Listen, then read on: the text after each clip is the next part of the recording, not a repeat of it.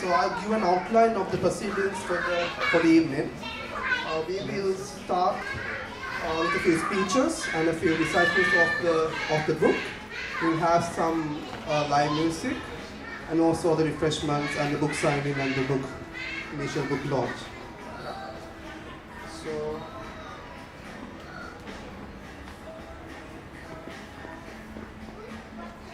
Walking in Blind. As per the book description, it is a series of melancholic and elated poems. So actually, it's mostly melancholic with only a few elated poems, while some are reflective, where the reader will have to reflect and their own perspectives can be gathered from the reading. So I remember back when we were in school, we had literature as a subject, and the teacher would take each sentence of a poem and try to express what the poet meant by what he wrote. So since the authors we studied back in school many centuries ago, it is not certain whether or rather our teachers' depictions coincided with what the author actually meant. Right? So our English teachers do have a knack for overdoing their depictions. For example, when the author writes that the curtains are blue, our teachers would describe it as a representation of his immense depression and lack of freedom to carry on. But what he actually meant was that the curtains were just plain blue, nothing else. So when you see the title Walking in Blind, what do you really think it is? Since the author is very much alive and kicking now, we can be sure of a certain and accurate answer. So walking in blind refers to the instances in life where we walk into something new. It could be new experiences such as a new school, a new workplace, a new university. When we walk in, it is in some form of being blind, as we are not entirely sure of what this new experience entails. There's only so much that we can refer to externally. But once we walk in blind, or rather visually impaired, but actually walking in visually impaired would not deem as an attractive title. So we can walk in blind into many endless opportunities and new beginnings. So if we just decide to take a chance and step out of our comfort zone, we will never know what happened. So for those of you who know Kaviru well, know that she's a big fan of walking in blind due to her hyperactive and vibrant personality. She's always open for new experiences, visiting new places, trying new things, mostly with food places. And therefore the title is a true depiction of herself. So I first met Kaviru about 2 years ago. We were in the same master's batch. So we were talking and I was asking what the interest was. So she started off with saying that she used to paint, and then she went on to say that she wrote poems and that she has an actual book up on Amazon. An initial draft of the book you see there today. So I actually purchased the book that night and read through it, and I told her that it has potential and that she should do something further with it. And she actually did have ideas of publishing the book and launching the book, but was always held back by setbacks. So today is a big milestone achievement for Kaviru, and I would like to congratulate her on the same. So most of us, especially the young crowd here, get a dose of poetry through social media, where we see snippets of poetry and prose covered in topics that are very much trending among the youth these days. It could be romance, motivation, depression, and so on. So we read or skim through these poems and share among our friends, but do we actually take time to enjoy it or grasp the meaning in its entirety? When we last read a poem, I'm sure most of us can't remember when it was actually from printed paper. So I implore that you all get this book into your hands, just sit down by corner and read it as courtesy towards the author and the efforts that led into launching this book. And so we should encourage our fellow authors and poets into making strides in industry. So moving on, it is now time to listen to our first speaker. She is a writer, editor, reviewer, and a teacher of literature, a consultant editor at Fem Asia magazine, and a member of the editorial board of New Ceylon Writing. She is also the chief guest for the evening, Mrs. Devika Brendan. I warmly welcome you up on stage.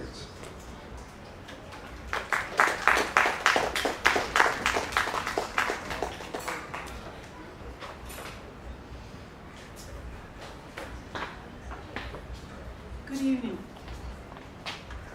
Can everyone hear me? Thank you. That's much better. Okay. The poems in this collection cover a lot of territory, from the dynamics and distresses of personal relationships, both familial and romantic, from observations about the way people impact each other's lives, to declarations of independence and embracing of personal vulnerability.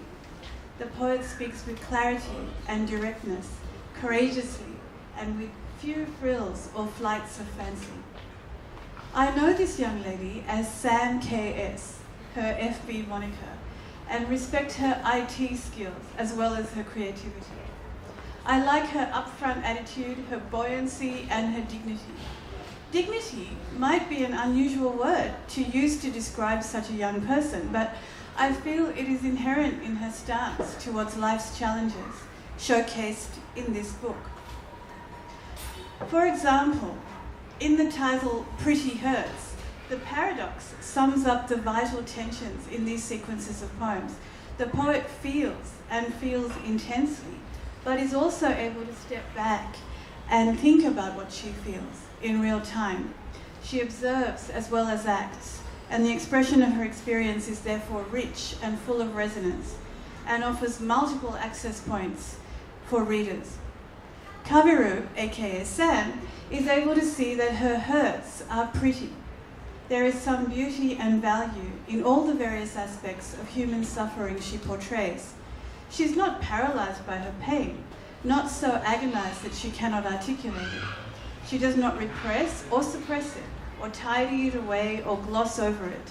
She processes it, and through the process of making poetry, she finds a lyricism and a verve and a way to live. In her own words, I'm quoting here from one of the poems, "You shouldn't give in to your emotions and let it completely break you so you lose track of reality, because when it happens, you know there is no other way. This is all just life testing you, and you cannot lose this game." See what I mean? A lot is expressed in an abbreviated space. This poem is called Living in the Illusion. In words of a child, she comments that life is a perilous but fulfilling journey. And I'm quoting again. "Problems lie ahead each turn you make. Trees cover the path God has shed. Yes, we all make mistakes in life, but the strongest decision we make is making things right. Take one step forward on the thorns you walk on. Forget the mistakes and light a torch. Maybe the puzzle won't fit together, but it's the failure that makes you want to try hard." In Glass Bottle, she illustrates human suffering in a graphic and memorable way. Quote, "And it lights her like fire, yet she can't feel the flame. I try to help, but every time I lend my hand, I see it vanish into smoke. The night made her more distant with every breath, every tear, and she still couldn't feel the fire burn from the inside." Because we ourselves feel, we can feel compassion for the feelings of others. This is a great universal truth, beautifully rendered in an image which shows understanding free of judgment. And in Electric Pain, she addresses and illuminates the human impulse to hurt oneself and others in response to the frustrations of living. "I don't want to hurt myself. I want to feel my anger pass through like electricity to something else, because I feel it. That time you feel a spark, more like when you jumpstart a car. Hitting a wall doesn't help, it only passes back. And if you hit a cupboard, you hear the noise, the crack of your bones, the pain passing through, and for a moment you feel free, because you know you have let it out. And that's all I need, 1 or 2 hits to something that's not me." Sam is a tiny, powerful human being. She knows that home is where the heart is. Amidst what a friend of mine who is teaching me Buddhism calls this ocean of suffering in which we all exist, it is up to each of us to make a home and create whatever stronghold we can in the shifting, transient landscape. This is Sam again. "The lightning in your heart, thundering on your brain walls, raindrops on your skin. There's a crystal gem in the middle of your home, lighting up the entire house. That's you. There's an enchanted barrier of love, protecting your family from outsiders and evil, the gates of heaven are only just yours. Selfish, it seems to be, the only ones protected, but a house is a home only if you believe in it. A house is a home because you know you always come back to it, every time. These are accessible poems that we can read and consider again and again, and find the words coming back to us with fresh meaning and application in our own lives. Let's congratulate Kaviru Sam on marching up to the microphone and putting her thoughts and feelings into words with such energy and brightness, even if the subject matter may at times be dark. The overall effect is encouraging and inspiring. And finally, again, in her own words, fight, because your dreams are at risk, so save them. Thank you.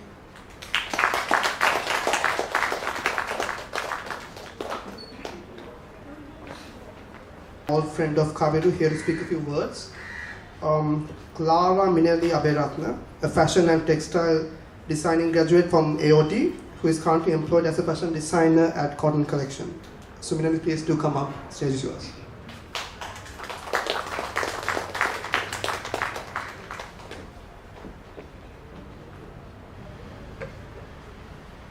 Good evening, ladies and gentlemen. At the outset, let me thank you for being here present today at the launch of the book titled Walking in Blind by Kaviru Samarawickrama.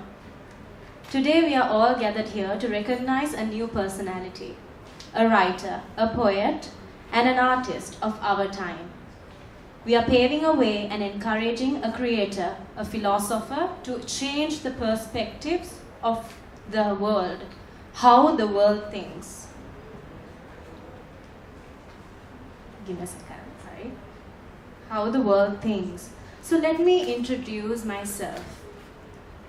I am Minelli Aberatna, one of Kaviru's closest friends, and I am a fashion designer by profession. I came to know Kaviru when I first met her at tuition classes which we attended together in 2009, and we are to date very intimate friends, which is a blessing. When I think back of our association, I am thrilled at recalling memories of what we shared and the experiences we encountered in all that we endured in pursuing. Kaviru and I connected deeply. Creativity and art has played a major role in our friendship. At times, we painted walls in our houses and had sleepless nights for days. We made our own little projects, and our times together has always been very special.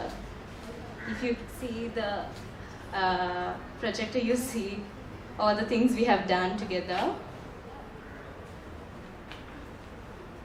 Kaviru has this hard-working, tough nut nature, but on the contrary, as all her friends would know, she does have a crazy fun side too. Nevertheless, she has successfully launched a book. And believe it or not, Kaviru, you finally did it.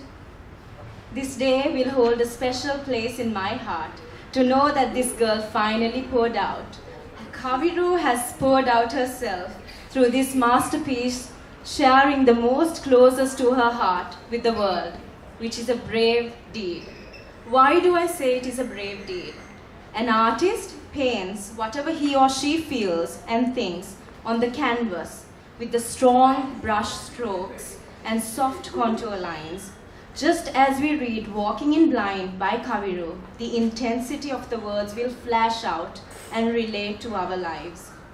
We as humans need to pursue solidarity, and I think any form of art connects all people. We have seen it happen, and it is happening right now. Encouraging one another to grow will always bring blessing over blessing.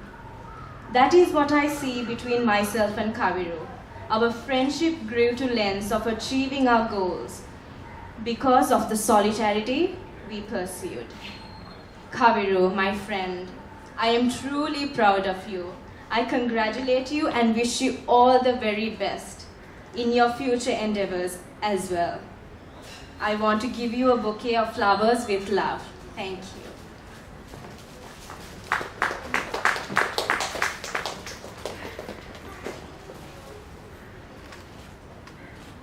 Thank you, Minnie, for those wonderful words. So now I would like to call upon the highlight of the evening, the author, to speak out and also recite a few poems of her book.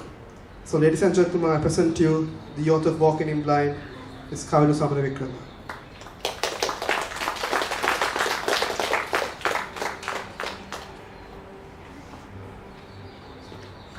Hi. I also started crying while she's told the speech. So I'm very anxious because this is my very first speech at my very own event, and I can see that I know a lot of people here who have come to the event. So I'll say a little bit about my childhood because that's where it actually started. At school, I wasn't a very forward child. I didn't really participate in many extracurricular activities. So I was in a few clubs and I was like in the art society, IT society, and I was in the chess club. And I've been playing chess ever since I knew how to use the board, since grade 4. But I was a very quiet child, and when I got to grade 6, that's when I actually started writing poems. And how this started is actually an amazing story to me because that's where I started from. But it's not as amazing for my sister. I'm sure you may have heard this story from me. My sister is very good at writing poetry. She's the sister who started writing in the first place. So my parents, they would always boast about how amazing her poetry was. And so one day, this was when I was around in grade 6, my sister wrote this amazing poem, and my parents were in the room, and they were telling about how amazing it was and how the meaning, it made so much of sense. And I was there, and I just got jealous like any typical sister. So I immediately went into my room, and without second thoughts, I went into my room, I just got a piece of paper and pen, and I started writing about whatever that came to my mind, whatever that was right next to me, and that was about my dog Labrador. And the poem, it went like this. This is my very first poem, so don't judge. My dog Labrador is really a painful dog. She sleeps at times and eats at times, never rests alone. My dog Labrador makes me think of a walk, but when I take her for a walk, she always barks along. My dog Labrador, who's Cindy Cinderella, is not a good girl, as she always groans along. My dog Labrador is extremely a friendly dog, never thinks of a rest, as she always plays along. And you can see how this is not as good as what I'm writing now. So I showed this to my parents, and my parents, being them, they were very supportive. And no matter how bad it was, even if I sang really bad, they would support me because they're parents. And at the time when I was in school, all the school children, they posted their writing on the Junior Observer. And my mom would speak to the Junior Observer editor, and she would get it arranged to publish one of ours. And my sisters would always get selected. So when I wrote mine, my mom, she spoke to the editor, and she would say, actually, I didn't tell this to my mom until recently. I actually heard the conversation with the editor. So she said, come on, please, just this once, can you publish it? She's the sister of the one who writes really great poems. So, yeah. But it didn't bring me down. And I kept on writing more and more. And I think that's more because of my name. And although my name is very different, what it means is actually heroine, or it means I'm a strong person. So it actually brought me really far. And why I wrote this book actually initially started off as a collection of poetry not meant to publish. I wrote the poems in my own spare time. As many of you know, I study IT. In my spare time, I write and I paint. And I was never a reader. When I was small, I used to read Mary-Kate and Ashley and Nancy Drew, and my parents were worried for some time because I didn't read Famous Five or Secret Seven, where you can actually get knowledge from and improve your English. So I grew up without reading much. And when I was growing up, my friends used to say I'm the therapist to many of my friends. I was single at the time, and I didn't have much experience in relationships. But I was a loyal friend. So they all say that the one who does not have much experience gives the best advice, because the one who has been through a lot cannot give the best advice possible, because they can't take it for themselves. So while I was helping my friends and getting through my own issues, and I've had many troubles when I was growing up, but everybody does. We all have these little tiny problems in our head. We make it a much bigger problem in our head. So I wrote poetry for myself, and I wrote poetry for many others. And it wasn't in the purpose of showing others that I've written their stories. It was a way for me to talk myself or to solve their problems in my own way. And when somebody gets upset, I feel it in my bones. To the point that I'm trying to figure out why it happens to them. So this collection of poetry is not just poetry. These are stories of mine and many other people who have gone through so many. My crushes, my friends' crushes, their marriages, their own personal issues, hardships.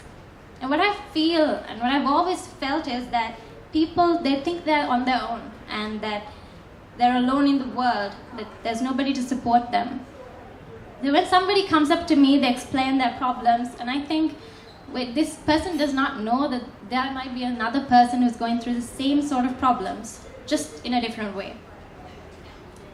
So these are valuable stories of people. My very first poetry open mic platform was Colombo Poets, and although it doesn't exist anymore, I remember I wrote a 3-page poem about my childhood and how I've come to appreciate all the hardships that I've gone through. I was nervous because I'd never held a mic before. But after I recited, there was a huge audience, and they all came up to me and they applauded and they said how amazing it was and how they've been in the same sort of situation.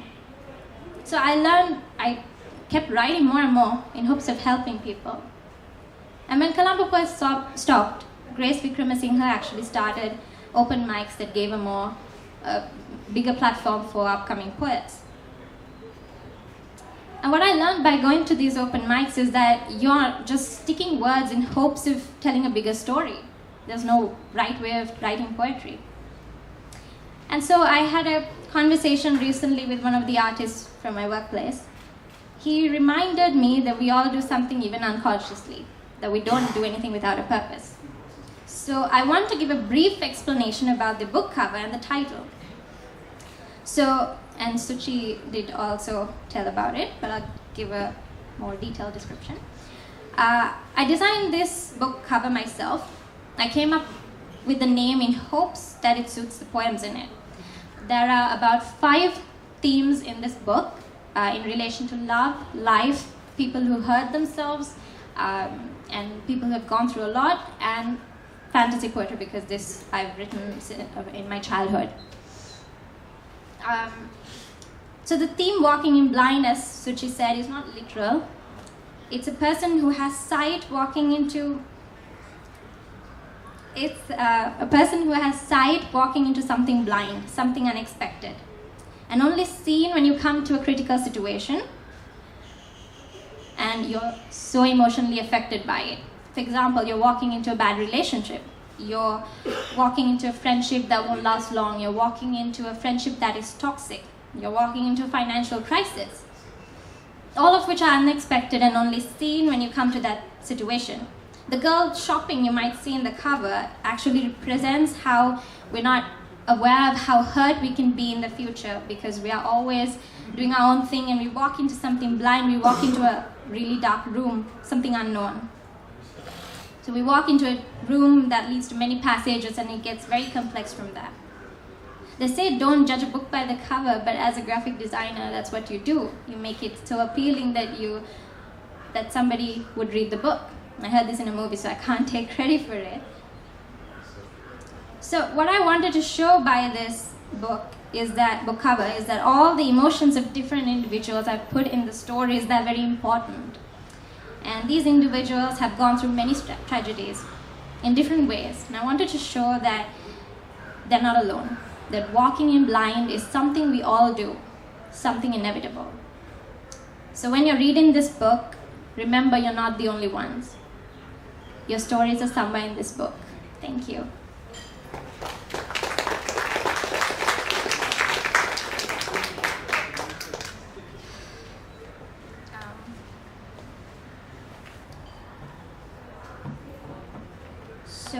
I am going to recite a few poems from my book.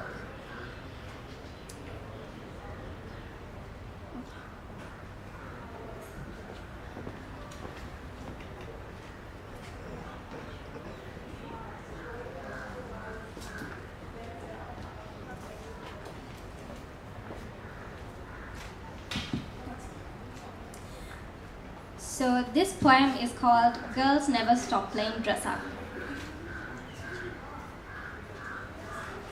When I was 8, I borrowed my mother's dresses and wore it as my own. The length of her dresses being the height of my excitement, there lied lipstick in a variety of colors, different shades on the dresser. It didn't take me long to grab and try them on my lips. My shaking hands on my tender lips with incredibly moist red lipstick. The door clicks, the door opens, the sound of my mother's footsteps gradually getting louder as she comes near. I trembled. I wiped the lipstick off my lips with my bare hands. So when she comes into my room, she was haunted by the image of a little girl in a white oversized dress and smudged red lipstick and bloody hands of lipstick now dried. She smiles, she hugs, she makes it seem okay. I did nothing wrong. Growing up, I thought it was okay to play dress up. Often I would pick up water glasses from the kitchen and pretend to have a wine party. My sister joins. I remember the shawls my mother wore would be the bridal veil on the top of my head. I wore like a girl who dreamt of magical things. My mother smiled back then, so we did nothing wrong. Playing dress up heightened my confidence. She took me to therapists for anxiety and stage fright. Though it didn't work, clothes made a difference. Coloring my face to see a better version of myself lifted me up. So when my boyfriend says don't color my face, he didn't understand that I'm still playing dress up. He did not like it. He wasn't supporting my actions, wasn't building me up. He didn't smile like my mother did. He wasn't worthy of me. Now I learned to wing my eyeliner. My confidence way up high, finally learned lipstick should be washed off gently. That red lipstick, it stains. When he says he doesn't like my makeup, I only thought I was doing it wrong, but I'm not doing anything wrong. My mother smiled. I finally decided to show my bare face in bed. Colors washed off, my undertones shimmering under the natural light. He says, shall we do something different? Shall we cosplay? You wonder, the boy who said don't dress up like you're somebody else, the boy who said he likes me better with my bare face, where did he go? Am I not enough for him to turn on? I say to you, girls never stop playing dress up. It's not just makeup, not just clothes. When I say I'm happy, I'm wearing my smile, not my frown. I know how it sounds. When I say I'm depressed, I'm wearing my tears inside of my eyes, not on my face. When I say I'm not sad, I'm wearing my heart on my sleeve, not heartbroken. When I'm having anxiety, I lock my inner child in my heart so that it doesn't pop out. When I say I'm strong, I'm wearing thick skin as a coat, even in summer. I rise through the day to dress up and make people look at me like I belong with them. The world is of people who dress up. So when you comment on my makeup and clothes, just remember, girls are not the only ones. My mother smiled, so I am doing nothing wrong. Thank you.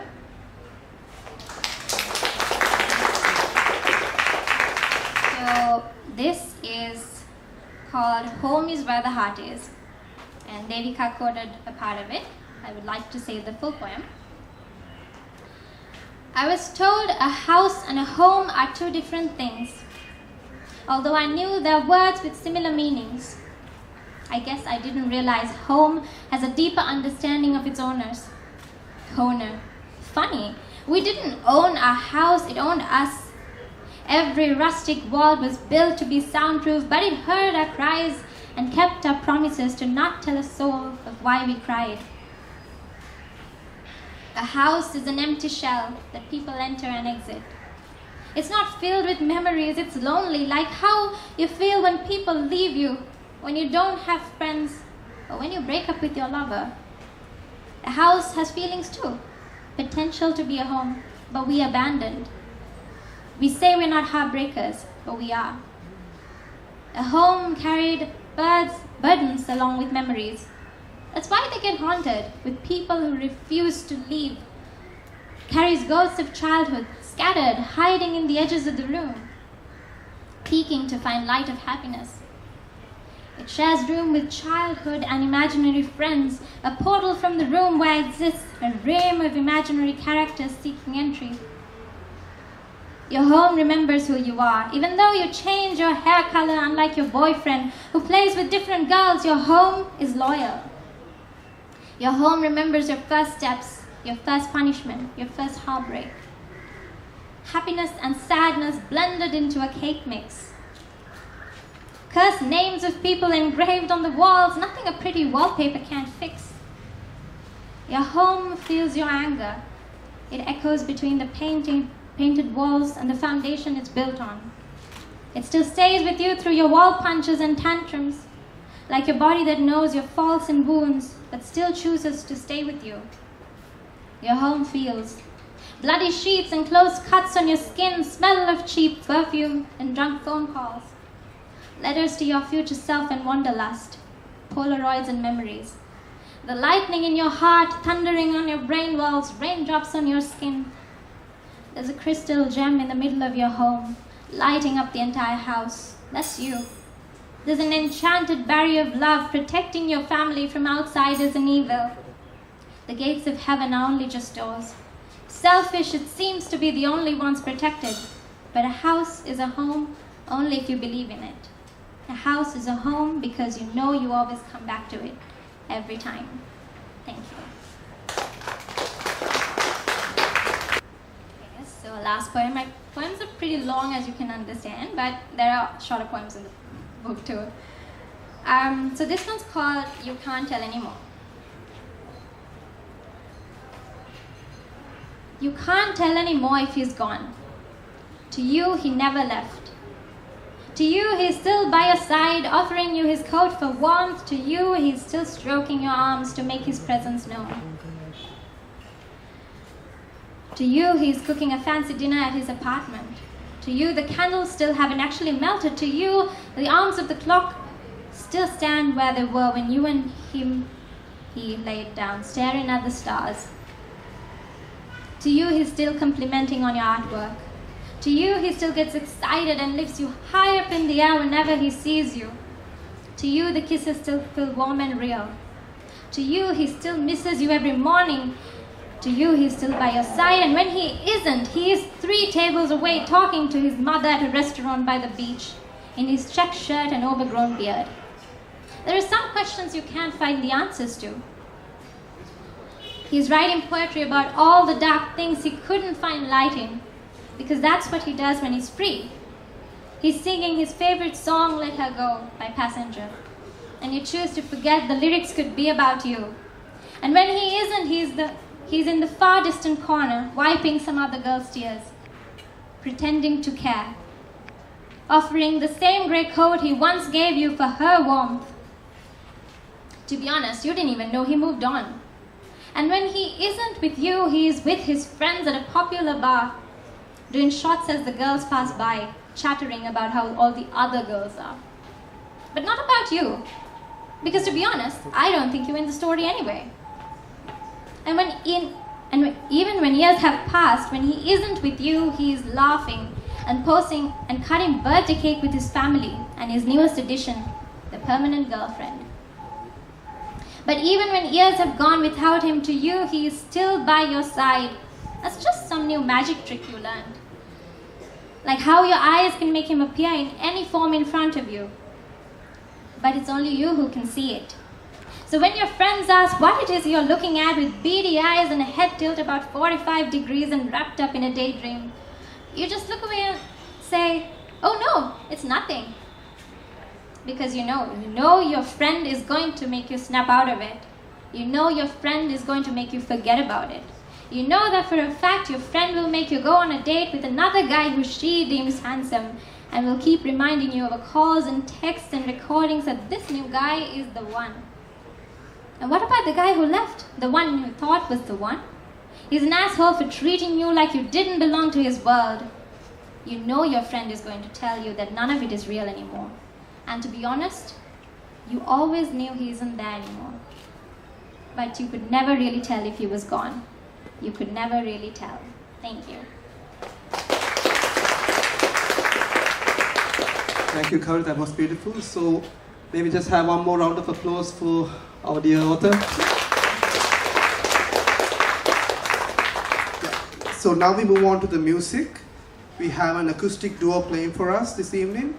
I warmly invite Chand Hevage, an upcoming vocalist, to serenade us with a beautiful voice. And accompanying her on guitar will be Suchi Vai, a struggling musician who takes up the occasional comparing gig. The glass stage is yours.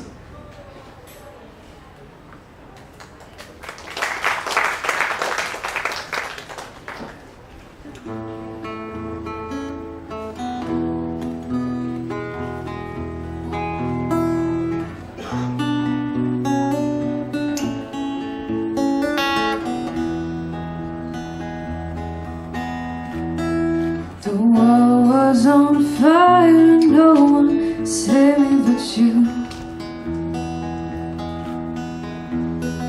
Strange what desire make foolish people do. I never dreamed that I'd meet somebody like you. No, I never dreamed that I'd meet somebody like you. You know that I can never fall in love. You know that I can never fall in love with you.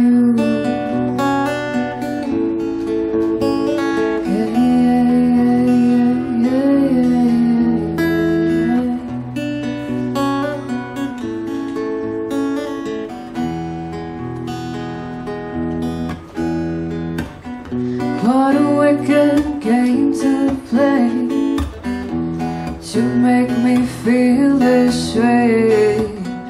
What a wicked thing to do, to make me dream of you. What a wicked thing to say, that you never felt this way. What a wicked thing to do, to make me dream of you. You know that I could never fall in love. You know that I could never fall in love, could never fall in love. You know that I could never fall in love. You know that I can never fall in love with you.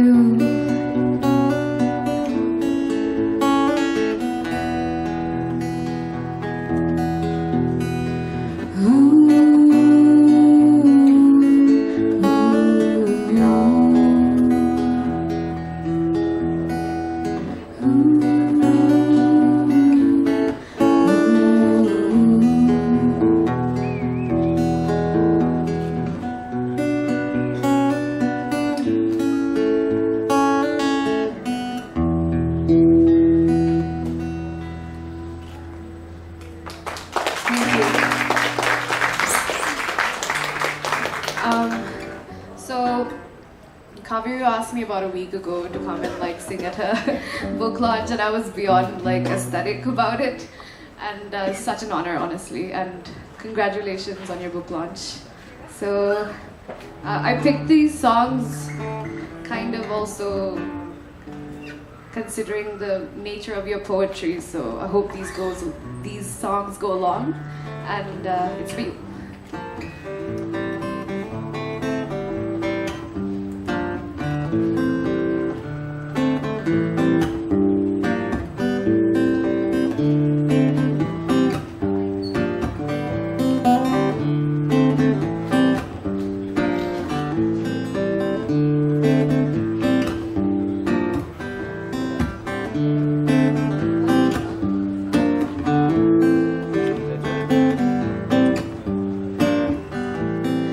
diamond life, lover boy. He moves in space with minimum waste and maximum joy.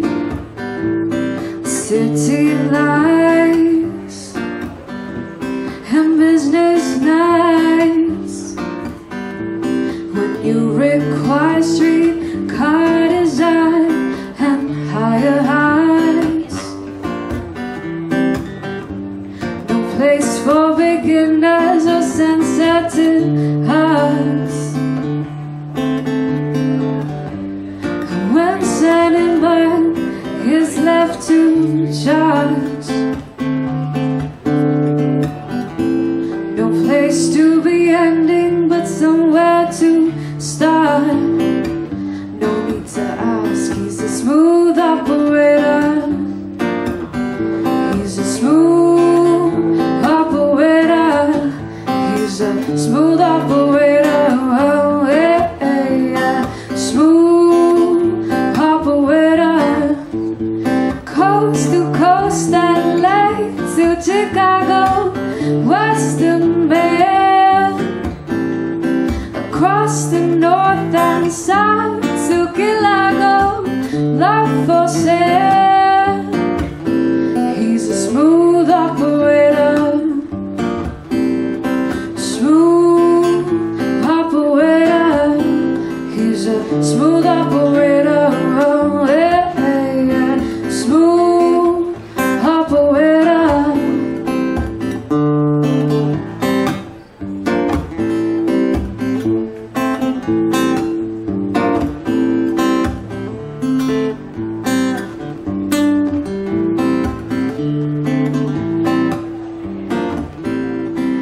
Face to face, each classic case.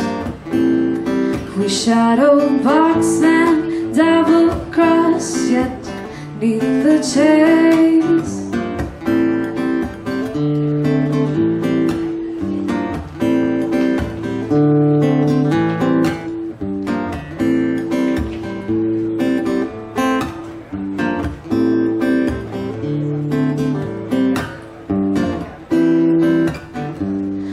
Place for beginners or sensitive hearts.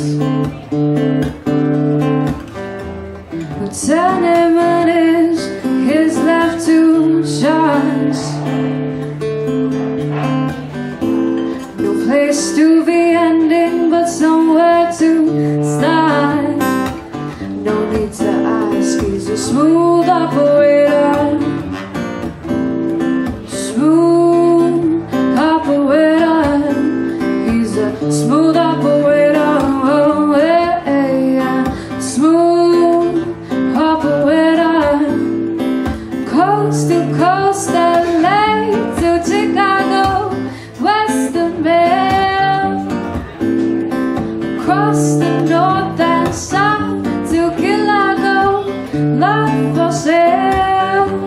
'Cause he's a smooth operator. He's a smooth operator. He's a smooth operator. Oh, yeah, yeah. Smooth operator.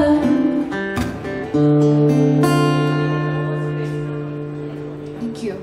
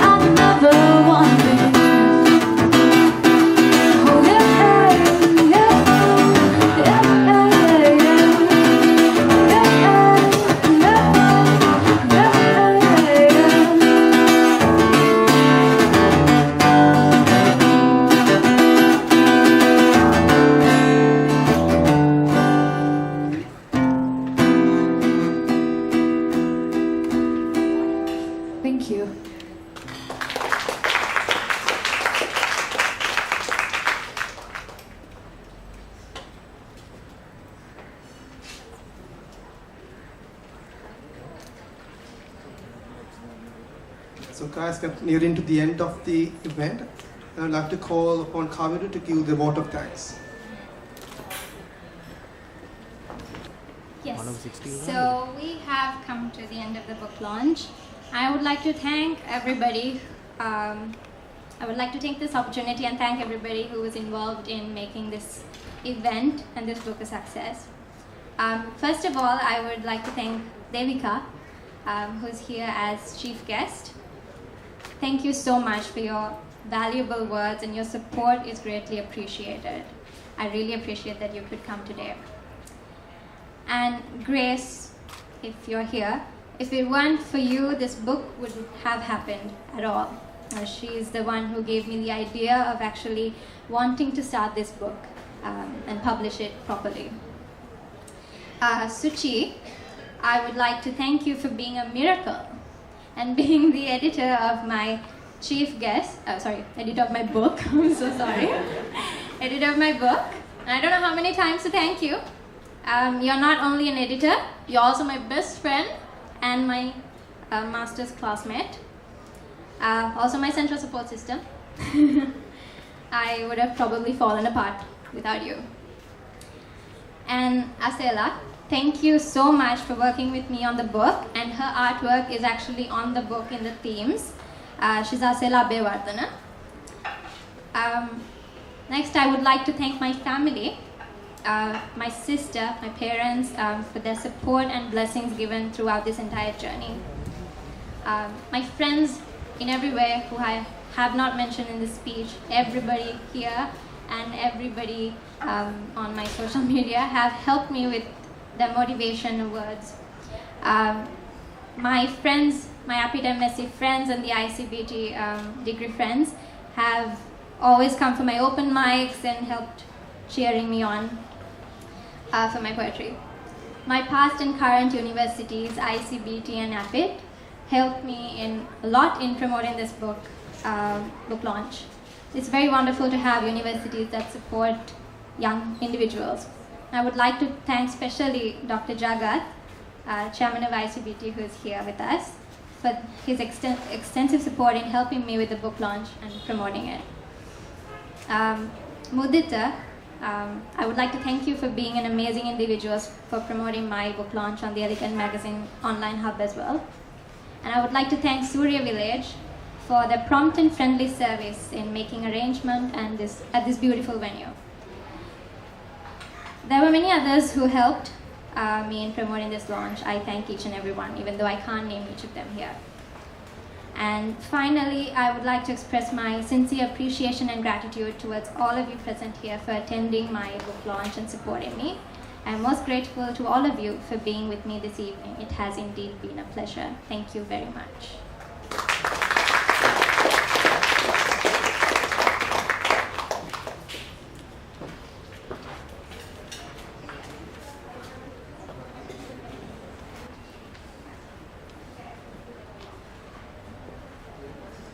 Okay, everybody, so now we conclude the formal session of this event, and we begin with the book signing and the refreshments. So please feel free to mingle around, enjoy the food, and also purchase a book of Kaviru with autograph. Thank you, everybody.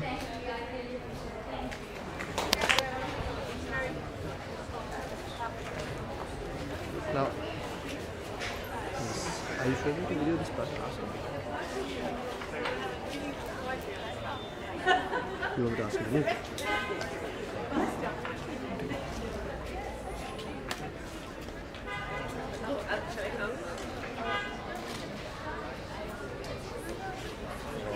Then look here.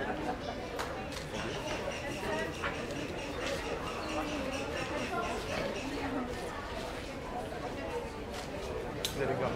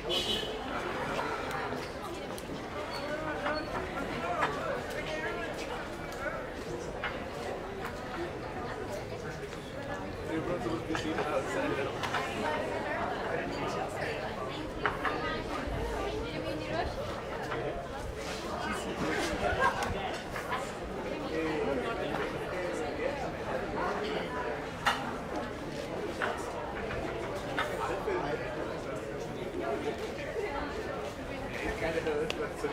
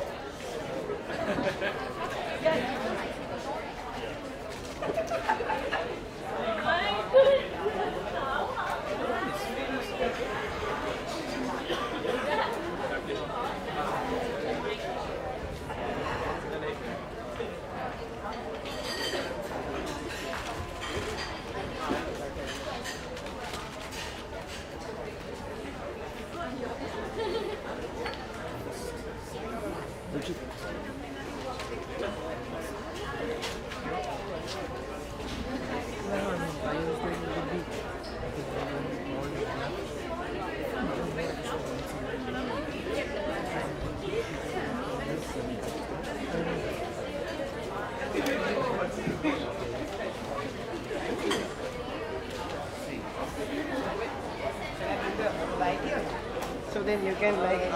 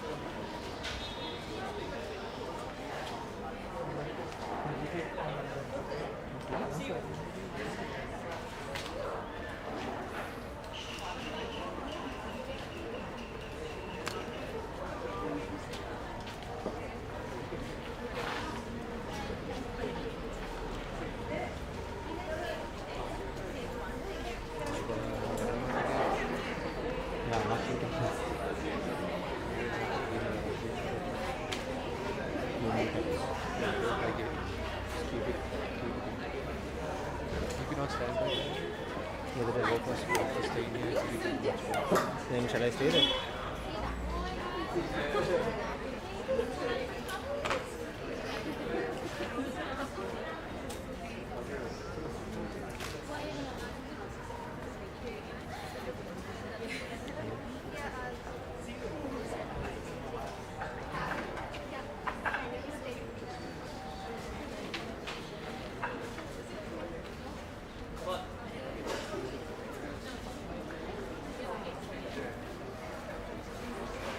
Guys, can I excuse you for a moment? So we will now cut the cake and I invite Kaviru and her parents to officially cut the cake. Please gather around the cake.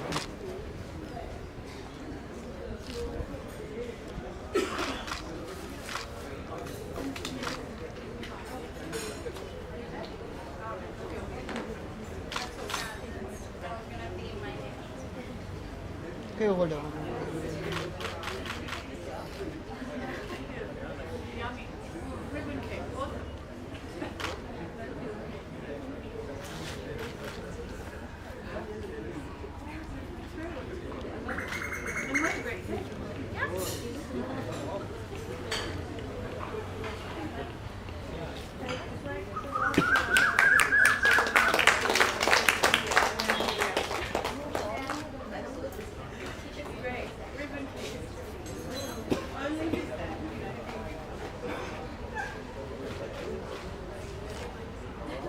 too much.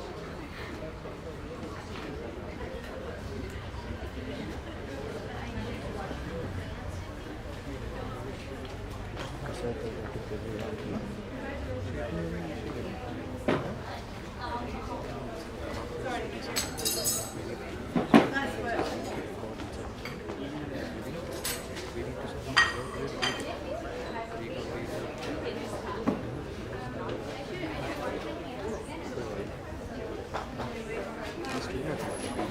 a way to solve that.